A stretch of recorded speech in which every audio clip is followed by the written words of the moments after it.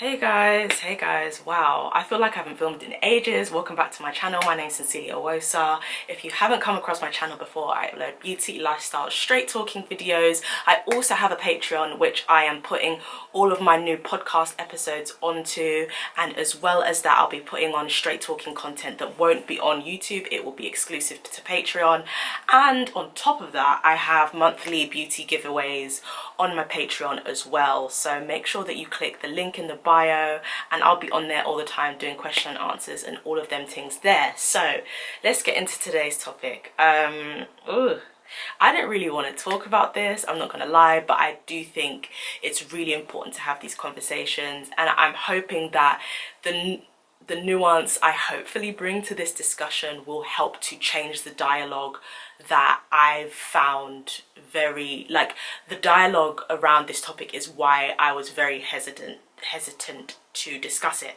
But getting into the background first, and I'll talk about all of that stuff later on. I want to get some water, but I don't know if I'm just kidding. Okay, right. Also, I will be doing a room tour because I know my room has changed so much. I still have loads of things that I need to add. I think I'm getting a delivery for something big for my room as well. But yeah, anyway. So, fibroids. Okay, so for as long as I remember, I've always had painful periods, especially around the time that I turned around 15, 16. Actually, I'm only just realizing this now. This is becoming a bit of a therapy session. I was getting a lot of painful and very heavy periods. I always had to use the maximum period pads, and to be fair, I don't think there's been enough dialogue around how like dangerous periods can be and how we normalize the period pains. I think, like, I always used to roll my eyes when people were just like, oh, we normalize period pains, and I just used to be like, okay, fine, whatever. But no, we genuinely do normalize them. We make it seem like we're martyrs for dealing with them, which we are. Like, women are amazing, women are strong, and we're really, I mean, I feel like we shouldn't have to be, but we are able to carry extreme pain and weight if you look at childbirth and just emotional labor in general. Some of this stuff, like, we shouldn't have to do, but we do it, and it's amazing. And I don't think we get enough commendation for it. I don't think we get enough accolades for it, but we do make it seem like it's normal. Like, it's normal to be in so much pain. And I think if it wasn't normalized as much as it is, a lot of people who have I don't know if you can stop having endometriosis, but a lot of people who have endometriosis probably would have found out a lot quicker. And there's a lot of people who have endometriosis that's untreated, and they have no idea because they just think that period pains are supposed to be heavy and painful, and to some extent they are, but it shouldn't get. There's a certain place it shouldn't get to. However, it got there for me. So around 15, 16, it was incredibly painful, and it got worse when I was in my 20s, like really worse, as in like I would be screaming in bed, like that kind of pain. And I used to just think, like, damn, like, if this is so painful, like, how on earth am I going to deal with childbirth? Like, I believe my mother was in labor with me for like 17 hours, like, amazing. So, but painful. So it was getting worse in my 20s. However, in my 20s I changed my lifestyle. So around the time that I went to Morocco, which I want to say was 3 years ago, so about a year before I went to Morocco, I had started exercising a lot more frequently. I also found out that I was dairy intolerant. I found out that I was wheat intolerant. Like, I would just be in pain, like, as a child, like, eating all this stuff, but I wouldn't know why. And so I cut out a lot of that from my diet. I still dabble here and there, but for the most part, it's almond milk all the way, baby, or coconut milk or whatever. And I started exercising a lot more and jogging a lot more, and I noticed that was helping my periods to become, they weren't less heavy, but they were definitely less painful, but they were still painful.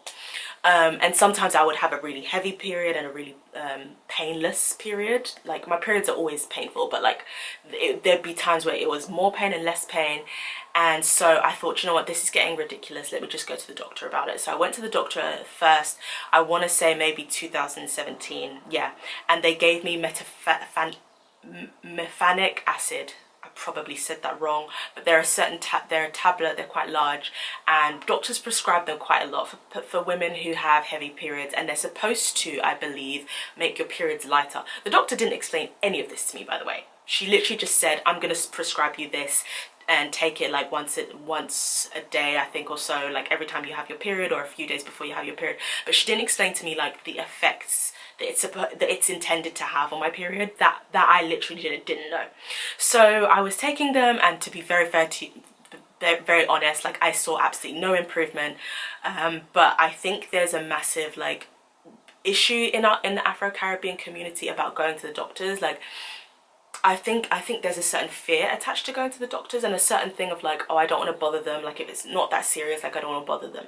So I didn't address it to the doctors again for about a year, until I realized that this methanic acid or whatever it was, which is quite spenny, by the way, like it's not that cheap, it's quite spenny, I just was like, it's okay, it's not working and I need something else. So I went to the doctors again, and they were like, okay, we're going to consider putting you on the pill. We're going to consider putting you on the pill, and you're also anemic, so your heavy blood loss is affecting your iron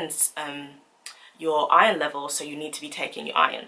So I was taking my iron, but I didn't want to go on the pill because I know it's great for your skin apparently. However, I heard from people that it can fluctuate your weight, and it's also very bad for your mental health, like very, very bad.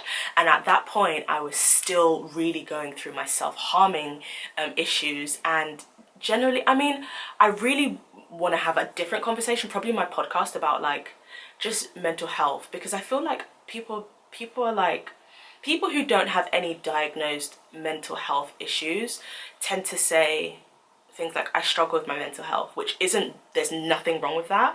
But part of me wonders now, maybe everyone struggles with their mental health. Like I don't think anyone has like, yeah, I've got my mental health sorted, like I'm good. Like I think that generally, like human beings, like it's an uphill battle, and it's something you constantly have to work at. I might be wrong about that, let me know in the comments. I really don't know. But anyway, so I didn't want to take it because I know that the pill would, I know it'll just mess me the hell up. So I was just like, no, and I just kind of left it. But I would always just be bleed, like it was so bad. Like I would bleed onto my clothes, bed sheets, like this again happens to a lot of women. I'm not even saying like I'm unique in this, but like if this is happening to you, I would get it checked out. Like this is one of the reasons I wanted to make this video, to kind of normalize it. So anyway, so I went to Birmingham for an event with Jamelia, which you guys saw, and I saw all of these amazing black women, and they were talking about black women and health, and especially some of the mums who were there, they were like, yeah, like when I was pregnant, the doctor didn't listen to me when I was in pain, when I was talking about other health concerns I had when I wasn't pregnant, like he wouldn't listen to me. I had to get private health care, or I had to badger them, or I had to write to the doctors, like to the doctors to make sure that they tested me. And it's almost like you have to fight extra hard for your health, like your physical health, not even to talk of your mental health now, like your physical health as a black woman. And we've seen situations like Serena Williams, we've seen the NHS studies come out saying that like black women are more likely to die from childbirth. The same situation is happening in the US. And so that made me think, okay, I need to go back to the doctors, and I need to be a little bit more like hard-fisted about it. So I went to the doctors, and they were like, okay, yeah, fine, we're gonna get you a did they say they're gonna get me a scan? Yes, I believe they did. They were like, yeah, we're gonna get you a scan. And then like I didn't hear anything about it for months. Then shortly before I went to Nigeria, like literally like 3 weeks before I went to Nigeria, I started having period pains with no period, guys. Period pains with no period. Like I was petrified, and the pains were the worst pains I've ever felt in my life. Like they were excruciating. Like I genuinely thought, like I didn't think I was gonna die, but I genuinely thought like something is wrong with me, and I was scared that I was bleeding internally. Like that's how painful that it was. And I kept on checking, and I wasn't bleeding, and I was just like, what the hell is going on? I'm going to Nigeria in 3 weeks. This is not the time to now start having random health problems. I have health insurance, yeah, I have health insurance for abroad, but I called them and they were like, well, if it's a pre-existing thing and you already knew about it, then we can't really help you. So I was just like, I have to get this sorted now. So I actually went to A&E with my dad. We went to A&E. It was like 11 o'clock at night because I'd been taking painkiller after painkiller and nothing was working. So we went to the A&E, and the first person we came in contact with was a black nurse. Hold tight, all of my black frontline workers. I know the news doesn't really represent you or care about you, but I see you and I appreciate you. But yeah, she was a black nurse and she was really, really nice. She took my urine, she took my temperature, and she was just like, okay, this is clear, but we're gonna have to forward you on to someone else because obviously like this is like a gynecology issue. So this is when it gets bad. So maybe I should make this in 2 parts because this is where it gets really bad. So we're waiting, and they're like, oh, the gynecology doctor, she's here, but she doesn't really want to see you. She wants to refer you to somebody else, and that will take longer. And I was just like, is she busy? And they're like, no, we don't think she's busy right now. I was just like, so she's not working at the moment, she just doesn't want to see me. This was in Queen's Hospital, by the way. This was in Queen's Hospital, just to name and shame. So I was just like, Dad, I'm going to gynecology ward like right now. They were like, okay, it's that way.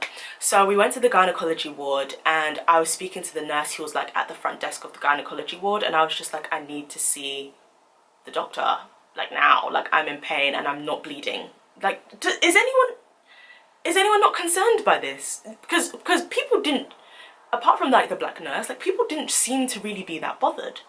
Like, this girl is having period pains but she's not bleeding. Like, you don't think that that's abnormal. So we were talking to the nurse and the nurse was very demure and actually just very nonchalant, and she was just like, yeah, she's not able to see you right now. And I was just like, can you not see I'm in pain? Like, I'm literally clutching my stomach and yelling. Does that not bother you? She was just like, I mean, like literally how I'm talking right now, this is how she spoke to me. She was just like, I mean, I'm gonna go and ask her again, but she didn't want to see you. What the hell? Like, I can't believe that this is what I have to experience as a black woman when I'm not well. Like, this level of not caring